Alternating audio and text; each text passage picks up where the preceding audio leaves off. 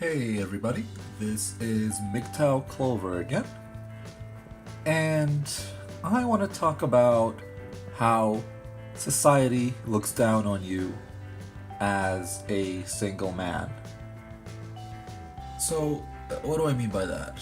Um, as a man, growing up as a boy, you have nothing, right? So when you're 18, you get out of school, you get out of high school, you have nothing. And in order to earn the respect and the approval of society, you have to accomplish something. Usually, something when it comes to your career or making money, you have to build a business, go to college, and then society will say, okay, well done, well done. Now there's one last piece you have left to complete your life and to become a man, which is to find a wife, right? And who is saying this? Who is society? If you think about it for a moment, society is the people that you love most and the people that you think loves you the most. So society is your friends and family, right? So your friends and family have this expectation of you. Your parents, they want grandkids and they want a family. And your friends and your colleagues, your associates, they want you to get married and have kids as well. Now, if you look at how women are treated, a woman, when she's 18 years old, she's at her peak fertility window, she's young, she's beautiful, she's worshipped by everyone. You see, men have an out-group preference, so men don't give a shit about each other, but they love women, and women always support each other. Unless they're competing for a man or for something else, but generally women support each other. So as a woman, when she's front-loaded with her sexual market value at its highest when she's 18, she has everything. Everybody around her is, think about it. When a woman posts a picture, in about an hour, especially if she's young and beautiful, in about an hour she'll have like 50, 100, likes, or on Facebook, social media, or Instagram, or whatever. As a man, you'll be lucky to get 4 or 5, right? So, again, you have to really think about it. Society doesn't really give a shit about you, and that's what whenever I try to red pill people in my circle, men in my circle, right? I usually don't try to red pill people straight up, up front. But if I feel like they will receive my message, and I test the waters. I give them a little crumble, a little bits of red pill, and if they're okay with it, then I move forward.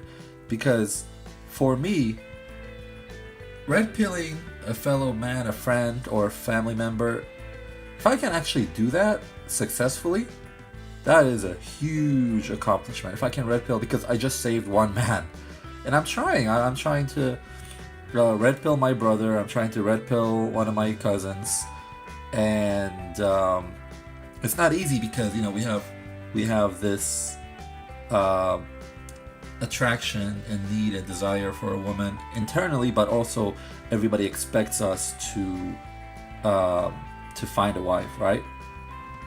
So it's the same thing.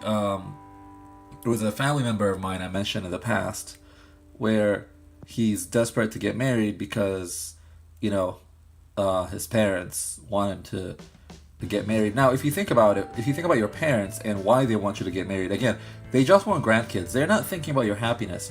I talked with my parents about it. I was telling them all the dangers of marriage, all the pitfalls. Their answer is, not Walt. Just, not all women are like that. Find the right one. They're not really thinking about the problem. They know what they want, and they're just trying to figure out a way to get there, right? They want to have grandkids. They want babies. So again, you just gotta. I spent 2-3 years thinking about this stuff. We all have that desire to get married and to find a woman, because it's internal. If you look at nature, animals form families. So, and especially with our sex drive being as high as it is compared to women, sometimes you can't control it, but we have logic on our side, and we know what can potentially happen. So, we're trying to avoid it to the best we can. So again, back to the topic of this video, which is, as a man, society doesn't really give a shit about you, and you just gotta not give a shit yourself. That's honestly the best way to look at it, because you are worth nothing.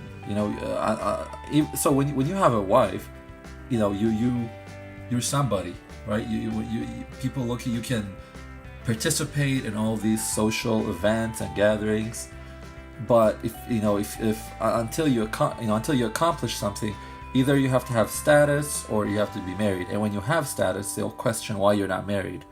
So you can never win. So you just gotta not give a shit, as TFM says. The best way to find peace is to not give a shit. But that's easier said than done when everybody you love, your friends and family, are always questioning you about it, talking to you like there's something wrong with you, when you've done so much research and you understand the system and the gynocentric system, how fucked up it is. The blue pill people, they're just living their their lives day to day. They don't know what the fuck's going on. They're like, oh hey, we survived another day. We live another day. They don't know like anything that's going on. It's amazing to me. But not really, because I was there at one point. I was just like them. I was a blue pill simp. So I do understand where they're coming from. But once you see the truth, once you see the matrix, you can't go back. You cannot go back. So that's what I'm trying to accomplish with some people. I'm trying to red pill my friends and family. These two guys I'm working with right now, they're fighting it. They're trying to find a solution to it. But I feel like if I can just red pill them a little bit, then they will see the gynocentric shit happening in front of them, and they'll be like, okay, nope, I'm not falling for that shit again. So like I said earlier, society doesn't give a shit about you. They want you. In society's eyes, you're nobody. You're a loser unless you have success in your career, and then you have a woman. But again, life is too short. Don't give a shit about that. All right. Okay. This is MGTOW Clover again. Thanks for watching. Have a great day.